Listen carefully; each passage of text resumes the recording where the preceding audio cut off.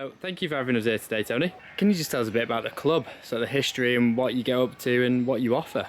Yeah, well, the yacht club was originally the Windermere Yacht Club, started in about the 1860s with people who were interested in sailing and doing a bit of racing. William Wordsworth was one of them, of all people. And I suppose as the Victorian industrial age took off, people had more leisure time, so more and more people started coming up to the Lake District, and many of them preferred to go sailing than anything else. And the kind of yacht club grew slowly from that side of things up until the late 19th century, when we had a member called Sir William Forwood, who was a great benefactor to Windermere and to the yacht club, and he persuaded Queen Victoria that they really needed to have a Royal Windermere Yacht Club, and it's the only Royal Yacht Club in the country that's on fresh water, or as the other yacht club said, on a duck pond, which was a bit rude, but that's the way it is. So from about 1896, I think it was the Royal Windermere Yacht Club that attracted more people to it, and it kind of progressed in that respect until we are where we are today. It's always been, as far as I'm aware, on this site.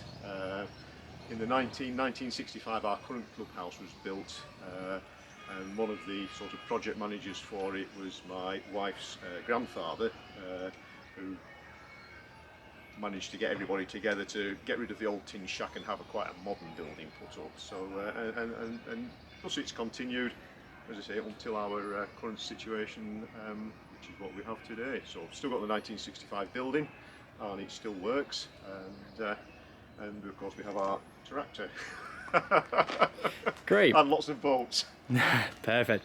So in the last few years, have you run into any difficulties? Obviously we've had a challenging few years. I think everybody's had that. Has that impacted yourselves in any way? It did. When we had the big floods, gosh, I can't remember what year that was, probably 5 or 10 years ago, the lake level came up 3 metres, which is quite a lot. In fact, it came up to the steps that we came down from the clubhouse before. So yeah, 3 metre rise in lake level.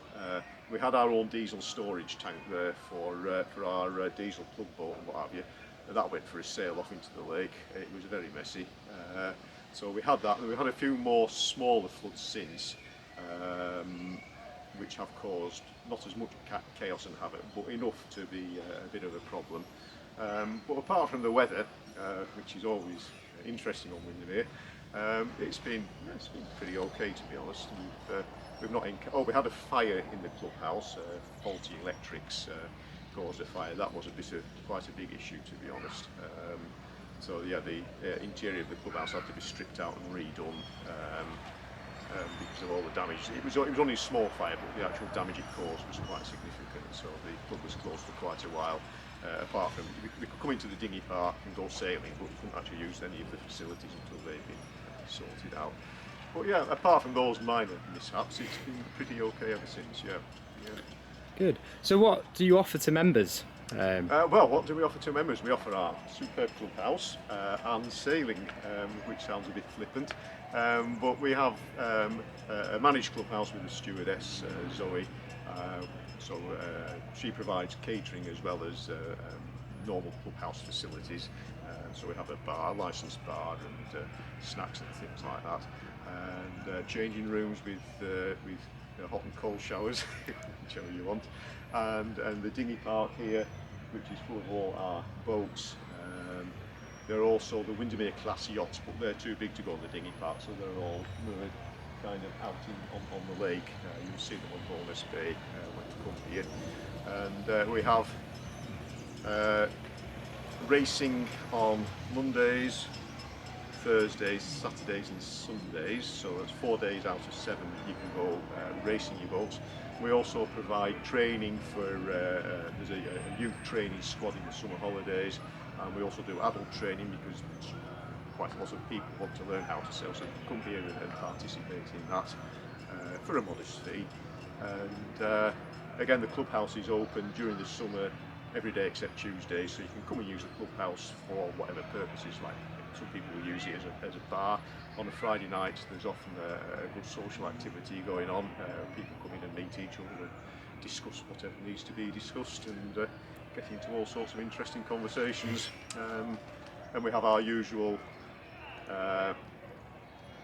high days and holy days events, Christmases, New Year's Eve. In fact, New Year's Eve a few years ago, I agreed with another member to do the Fred Whitten bike ride, which was a drunken idea, and it kind of continued. So 7 Fred Whittens later, and I'm still doing it. So yeah, daft things like that.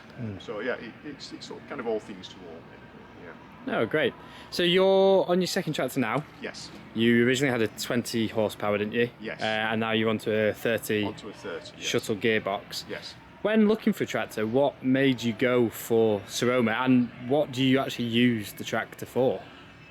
Well, the reason we went for Siromer is our first tractor was a Siromer. It was a 204, and it did what we needed it to do, which basically was to launch and, well, not so much launch, but to retrieve the Flying 15 keel boat dinghies like this one here, which with the trailer and everything weigh about 400 kilos, but the slip weight itself's got like a 1 in 4 gradient, so it's quite hard to pull it out by hand unless you have lots of people, or a Siromer tractor. So the 204 did well, and we had that for about 14 years. And then we decided that we needed to replace it. It was getting a bit tired, and so we looked at the market, saw what was available, saw how much money we had to pay for things, which is the important thing because it's club members' money that we have to look after. And the 304 here fitted the bill because we just use it to launch and retrieve boats. So there's the Flying 15s and the club boats. So we've got 3 big ribs and a committee boat, which all come around about the 1.25 ton mark, which is about its limits, to be perfectly honest, for retrieving out and launching out of the lake. So we went for the Siromer, and so far it's done everything we've asked it to do. Perfect. Have you found that the low running costs and the fact that it's not breaking the bank to buy has helped with the club's budgets yearly? Oh yeah, wow. It runs at about maybe a litre an hour consumption. That's just running up and down the dinghy part. So, and it only does about 30 hours a year, we'll say. So 30 litres of diesel is its running costs. And the actual purchase price of it was you can't buy a bicycle for that price these days, let alone a tractor. So yeah, it does what we want it to do, yeah. Oh, good to hear. Have you found that you've been a parts regular with us, you've had it serviced by us, have you found that the support offered by Siromer has been what you would expect? I think it's been pretty good, to be perfectly honest, yes. Very accommodating. I took it down on a trailer and we left it with you guys, and then you phoned us up when it was ready and we paid the bill and came and collected it. So yeah, it's been all right, and the ladies in the office are always very pleasant. So yeah, what more can you ask for? It's been a positive customer experience. Perfect, that's great to hear. I suppose the last thing then, have you got any plans for the club, either in the upcoming future or next couple of years? Anything major planned? Not that I'm aware of. It doesn't mean it isn't in the pipeline, it just means I don't know about it. But yeah, we're always looking for new keen sailing members, and if anybody's interested to come along and see us. We've got a club website, which is the Royal Windermere Yacht Club website, so if you Google that, you'll find us there. And yeah, if you want sailing on Windermere, this is the place to be. Great, thanks for that, Tony. Thank you very much indeed, Ben.